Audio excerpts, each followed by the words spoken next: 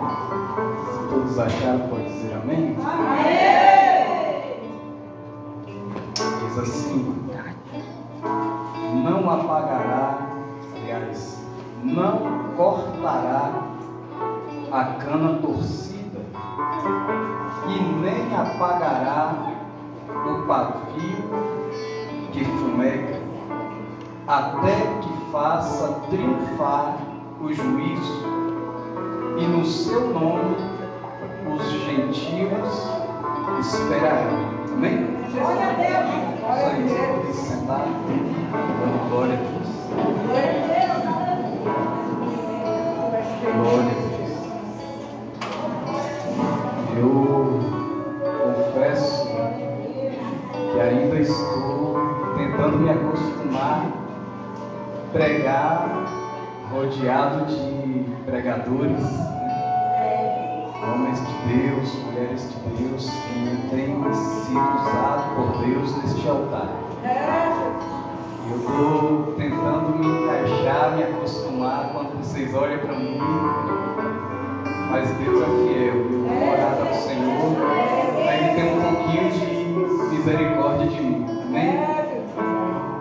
Querido e amado irmão, o verso que lemos não é desconhecido. Ele foi citado por Isaías no capítulo 42 do seu livro, do livro que leva o seu nome. E Isaías, como tantos outros, é muito importante no decorrer da história, e é um pouco mais importante porque Isaías profetizou e escreveu passos importantes daquele que havia de vir, daquele que era esperado das nações, daquele rei que haveria de reinar sobre a terra.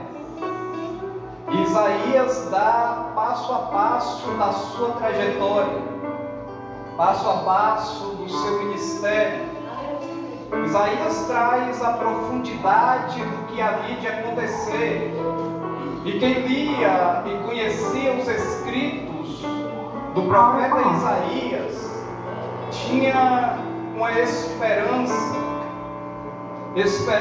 essa de que Deus não havia esquecido do seu povo, de que Deus, assim como levantou Moisés, depois Josué, Deus havia também de agora levantar outro libertador, que libertaria o povo, que viria a ser o porta-voz de Deus.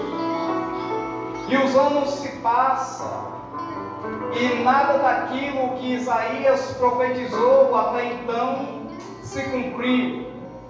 Quando aquilo que Isaías profetizou acerca do Messias começa a se cumprir, passaram-se 700 anos.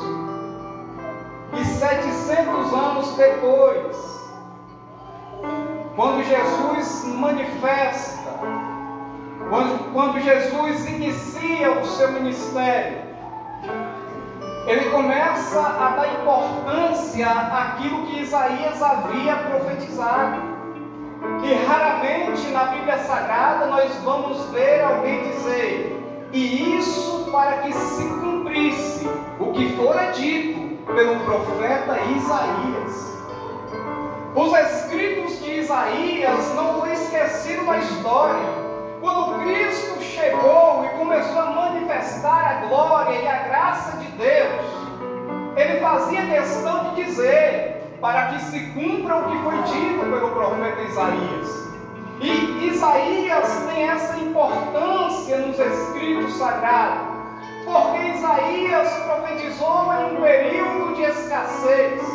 O próprio Isaías mostra o clima que havia na nação, porque perdeu um dos seus maiores reis da história.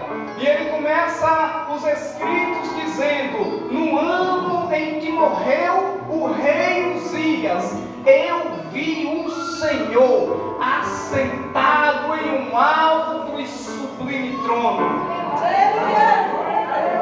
Isaías começa o seu ministério mostrando que Deus estava assentado no trono, que Deus havia, embora Uzias morrido, mas que Deus continuava rei de Israel no mundo espiritual. E nós vemos, querido, que a simbologia revira as Escrituras Sagradas para dar voz àquilo que Deus queria falar com o povo. E me chama a atenção quando a Bíblia usa a diversidade de parábolas, a diversidade de alegorias, a diversidade de metáfora para dar voz àquilo que Deus queria falar. Isaías me chama a atenção porque, embora Deus atrás havia trazido para o povo várias simbologias do que era Israel para ele, Isaías mostra agora o que era Israel para Deus. E ele mostra, querido, que 700 anos depois, o Cristo não faria com Israel o que havia de fazer outros deuses. Isaías trata-se dizendo que o ungido do Senhor não iria cortar a cana torcida pelo vento. E quando Isaías trata da cana torcida, ele está tratando-se de algo muito importante naqueles dias. Essa cana que Isaías trata não é a mera cana de açúcar, embora quando você vai estudar e precisa da ferramenta do Google, aparece um canavial e uma cana dobrada no meio do caminho. A intenção é boa, mas a tradução não, porque a cana que Isaías trata aqui é a cana de bambu. Porque naqueles dias os fazendeiros plantavam o bambuzeiro nas beiras dos riachos, que dava caminho a uma estrada. Porque o bambu, ele aprofunda na terra e ele não deixava que as grandes enxurradas levassem a represa, porque havia ali entrelaçado as suas raízes e dava sustentabilidade à barragem.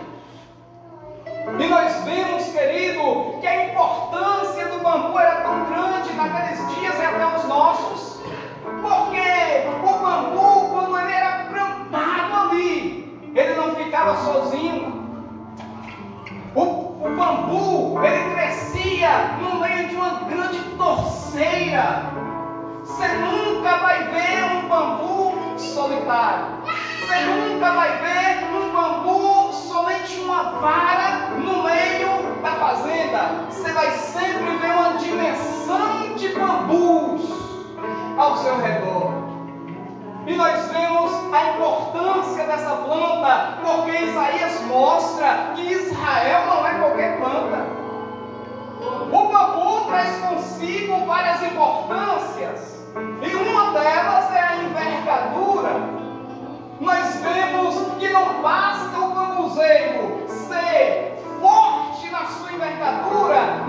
ele também aprofunda as suas raízes. E um dia eu tentei tirar um bambu pela raiz para plantar lá na roça. Eu falei, não, vou tirar esse bambu aqui e vou plantar lá na roça. E eu envergonhei. Quase que passei mal, porque não consegue arrancar as raízes. Não consegue tirá-lo pelas raízes. Quem quer pescar não consegue tirar o bambuzeiro pela raiz. Chega e corta no pé do bambu. Porque as suas raízes se aprofundam na terra. E quando chega lá embaixo, ela se abre. E se tiver uma pedra, ela abraça na pedra.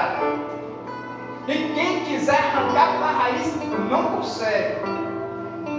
Sabe quem é esse bambuzeiro? Sabe quem é esse bambu? É você. Isaías diz: Israel é um bambu. Mas o que acontece, querido? O tempo nos cansa, o tempo nos fadiga, o tempo traz sobre nós um peso de cansaço.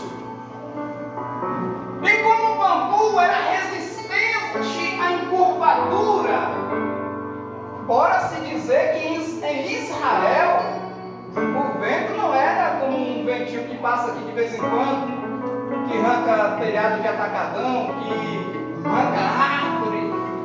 Não, é diferente.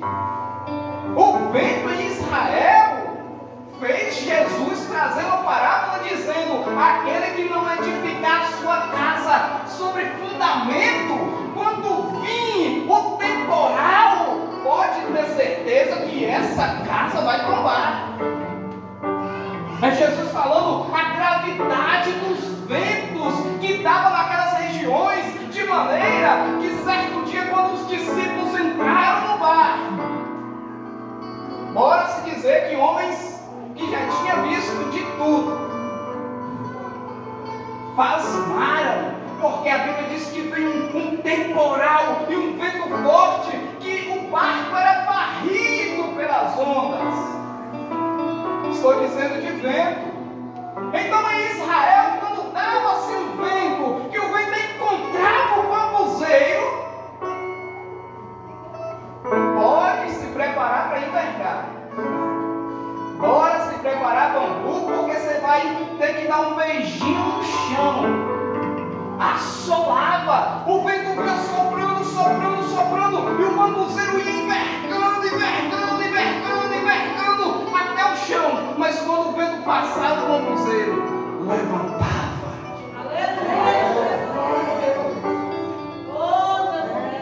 E Isaías diz que esse bambuzeiro é Israel, é o povo de Deus. Mas como ninguém é de ferro, irmão, como ninguém é super-homem, como ninguém é Mulher Maravilha, vento vai depender também do tempo que ele está soprando. Então o vento ia soprando, soprando, soprando, soprando, e no mínimo vamos dizer, não, eu aguento, pode soprar, eu aguento. Mas tinha um bambuzeiro que fazia isso assim, ó, dobrava, torcia. E a infelicidade do bambuzeiro era que ele caía na beira do caminho. Eu gosto da tradução mais antiga, nós estávamos tratando isso quarta-feira, porque a tradução mais antiga diz que ele torceu. A tradução mais nova diz que quebrou. Bambu não quebra, bambu torce.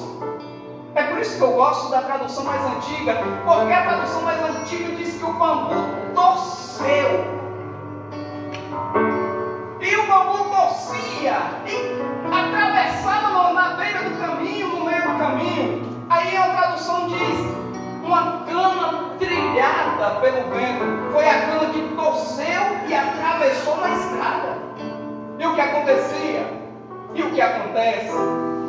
Aqui quem vem de lá para cá, a única alternativa é descer da sua carruagem, tirar a sua foice e ir aqui, ó, num bambuzeiro e cortá-lo e lançá-lo para fora do caminho e continuar a sua jornada. Quando Cristo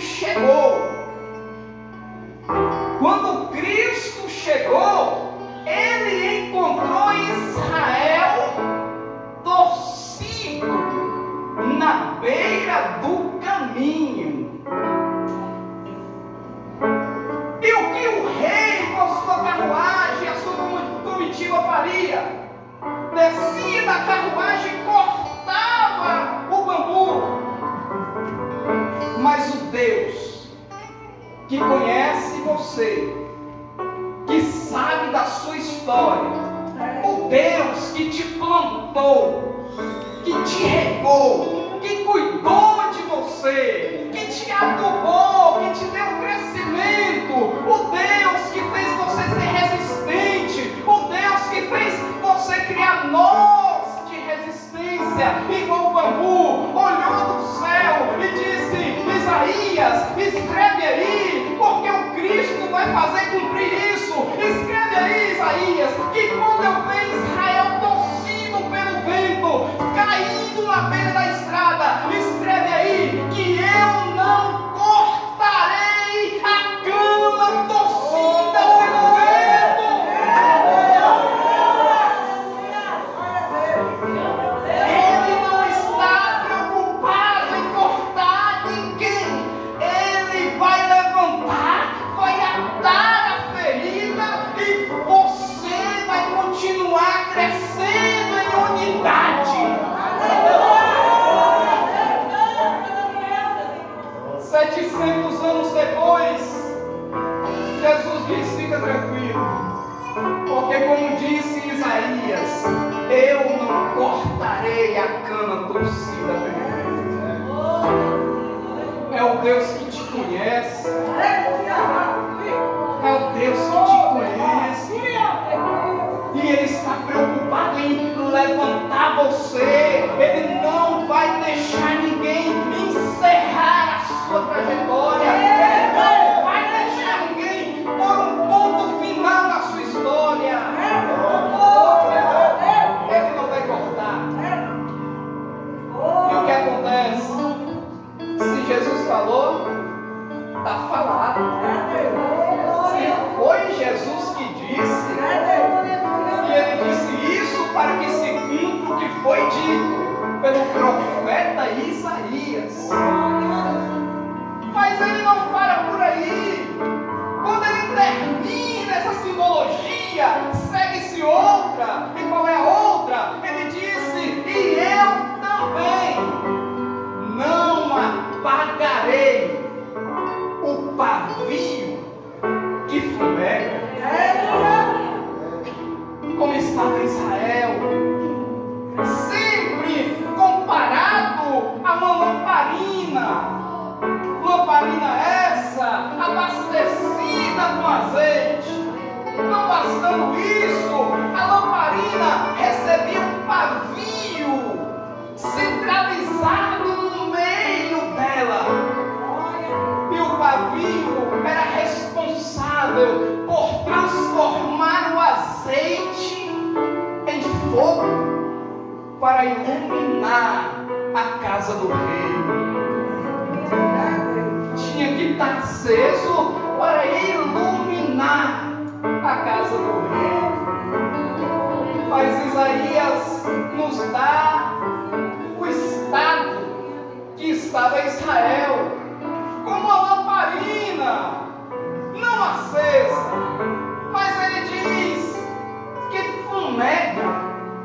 E por tempos eu preguei dizendo que esse fumega, um negócio forte, pegando fogo. Muito tempo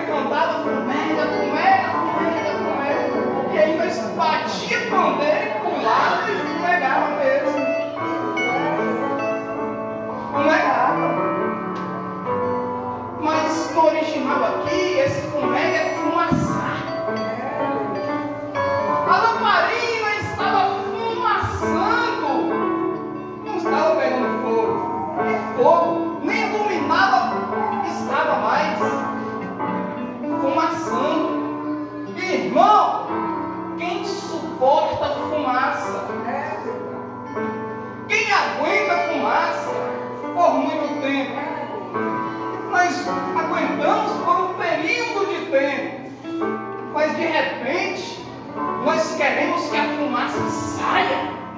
Sai para lá a fumaça. E o que acontece? Como nós tratamos a lamparina que está fumaçando?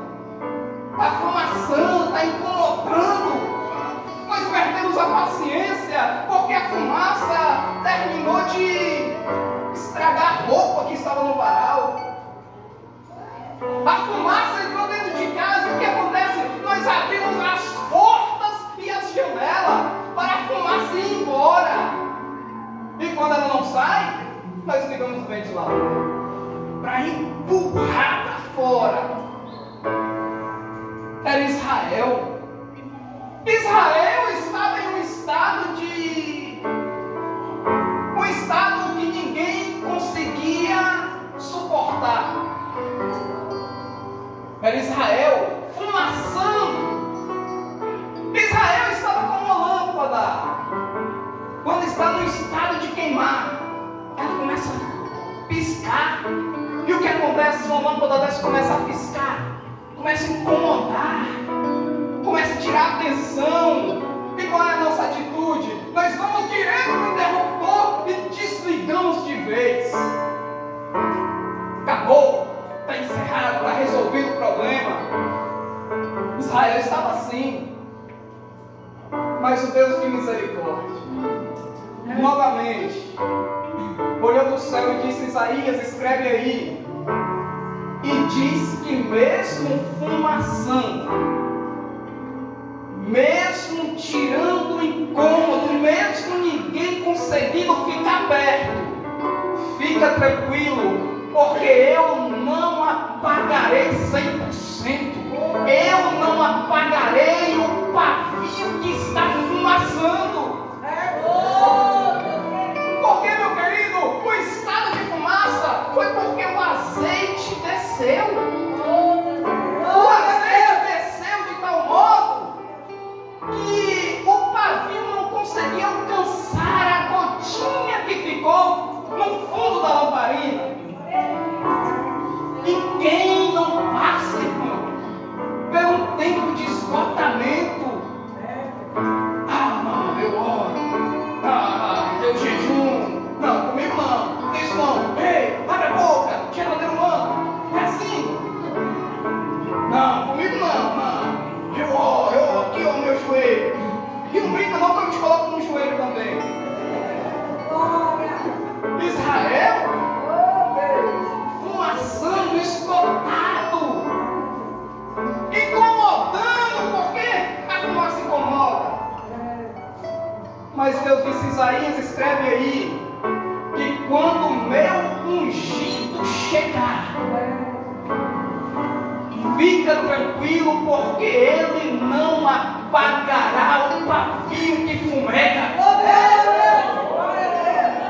Feliz de nós, porque tem um ditado que diz que aonde tem fumaça, tem fogo. Então, se tem fumaça, ainda tem esperança de um sopro acender de vez, acender de novo a lamparina que está esgotada. E a importância do meu Cristo essa noite é abastecer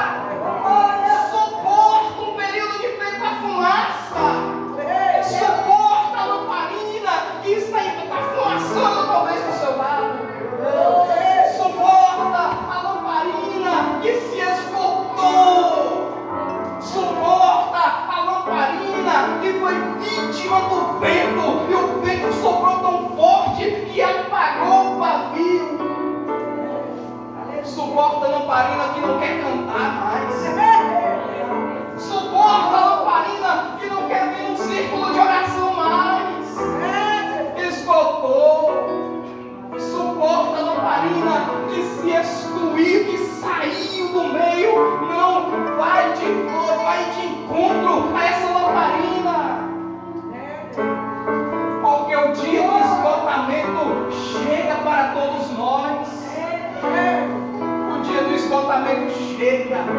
É o dia mau. É o dia que ninguém vai querer pegar na sua mão. É o dia que alguém vai olhar para você e dizer: eu não disse que era fogo de palha. Não é assim? Eu não disse, aí é fogo de palha. Eu disse ali, ia durar só um mês. É o tempo, quando o tempo do esgotamento chega. É aqueles que estão ao nosso redor querem nos excluir. Mas o Cristo, o Deus que te conhece, diz a Isaías, escreve aí, que o meu ungido não vai apagar. No tempo do esgotamento ele te suporta. No tempo do esgotamento ele tem paciência com você. No tempo do esgotamento ele vai te suportar. Ele vai aguentar o período que nós nos tornamos estranhos.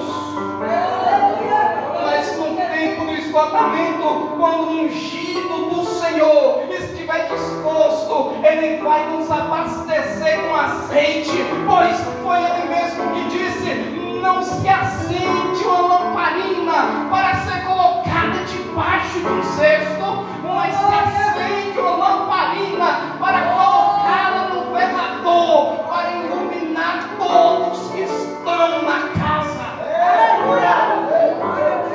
É um momento, vai chegar um momento que ele vai te acender, e quando ele te acender, você vai iluminar todos que estão dentro. É o momento, meu querido, que Paulo diz: irmãos, orai-vos uns pelos outros e suportai-vos uns aos outros. E quando Paulo diz suportai-vos, não é no sentido de eu não vou com sua cara, mas eu tenho que conviver com você, não. Suportai-vos vem da palavra suporte. O que é suporte? Esse microfone ele não consegue ficar de pé, então isso aqui é um suporte para ele. Você tem que ser um suporte para esse irmão que está do seu lado. Paulo está dizendo: dá suporte para o seu irmão. Não deixe ele cair, não deixe ele tombar, não deixe o vento derrubar. Suportai-vos, dá suporte, seja suporte para esse irmão que está do seu lado. É a bananeira que solta o cacho e o cacho começa a pesar. E aí o que acontece? O fazendeiro corre lá e pega, nós chamamos de escora. Ele vai e escora para aquela bananeira concluir o seu fruto. É o suporte que você tem que ser. É o suporte que nós temos que ser. E eu não sei quem é você essa noite. Se você é a cana que foi torcida pelo vento, ou você é a lamparina que está fumaçando. Esgotou. O tempo do esgotamento chegou. Mas fica tranquilo que o meu Cristo está aqui essa noite. E Ele está aqui para a cana torcida, e Ele também está aqui para o pavio que fumega. Então, se você crê nessa mensagem, pode glorificar ao Eterno.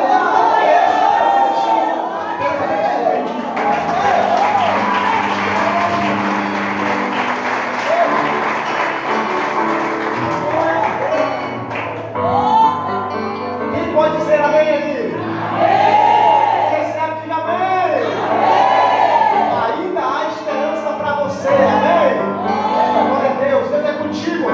Vai te levantar, vai fazer grandes coisas na sua vida, a qual você nem imagina o que Deus tem para realizar na sua vida. Esse foi aqui, em nome de Jesus. Glória a Deus, como sempre, Deus tem usado bastante nosso diácono Marcelo, uma palavra poderosa, uma palavra inteligente, uma palavra de Deus. para as pessoas que precisam ouvir de Deus, amém? Pessoas que estão desesperançadas, pessoas que talvez estão desanimadas, mas o Senhor está hoje te dá uma palavra de esperança, dizendo: Ele não vai apagar o pavio que fumega, mas vai acender de volta, colocar azeite, e você vai clarear a vida de muitas pessoas através da sua vida. Muitas pessoas serão abençoadas ainda através de você, no teu testemunho de vida. Amém? Glória a Jesus. Feche teus olhos. Você que precisa de oração, coloque a mão no seu coração. Vamos orar pela sua vida, para que Deus possa estar te levantando, te dando vida, vigor e te enchendo de graça, de poder e de autoridade. Senhor nosso Deus, Pai, em nome de Jesus, nós recebemos esta palavra desta noite. Nós concordamos com a sua palavra, concordamos com o que foi pregado esta noite. Meu Deus, que o Senhor possa tocar cada pessoa, cada homem, cada mulher que entrou neste ambiente esta noite. E talvez esta pessoa está desesperado, está vivendo desanimado, talvez perdeu a esperança e talvez perdeu o sonho. Mas esta noite o Senhor falou através da sua palavra, através da vida do diácono Marcelo. Meu Pai, o Senhor falou com a tua igreja, o Senhor falou com o teu filho, com a tua filha que veio até esta noite. O Senhor disse que estaria com ele, o Senhor disse e prometeu que restauraria, que encheria de volta e devolveria os sonhos perdidos. O Senhor é um Deus de restituição, o Senhor é um Deus que transforma, o Senhor é um Deus que dá vitória. E por isso aqui esta noite, meu Pai, nós abençoamos o seu povo, nós abençoamos a sua igreja, que todos os seus projetos, que todos os seus sonhos venham estar, meu Pai, de volta para a vida de cada um, em nome de Jesus Cristo. Ó Espírito Santo, abençoa teu filho, abençoa a tua filha, levanta o teu filho, levanta a tua filha, dê um novo rumo, dê uma nova história, escreve uma nova história para esses que estão aqui esta noite, em nome de Jesus Cristo. Nós abençoamos o teu povo, abençoamos a sua igreja e declaramos e profetizamos uma nova vida e uma nova história, em nome de Jesus. E todos digam amém. Amém. Glória a Jesus, amém? Queridos, eu quero convidar vocês para quarta-feira estar conosco aqui. Nós estaremos fazendo uma exposição sobre a vida do profeta Oséias. Detalhe. A ceia? É mesmo, rapaz, é a ceia do domingo, quarta-feira. É a primeira quarta-feira. Semana de oração também mesmo. Então, vai ficar para a próxima, amém? Na próxima quarta-feira, então, nós teremos uma exposição sobre a vida do profeta Oséias. Será poderoso. Vai ter uma aplicação poderosa na sua vida, você vai aprender muito sobre a vida do profeta Oséias, amém? E então, esta semana, nós teremos uma semana toda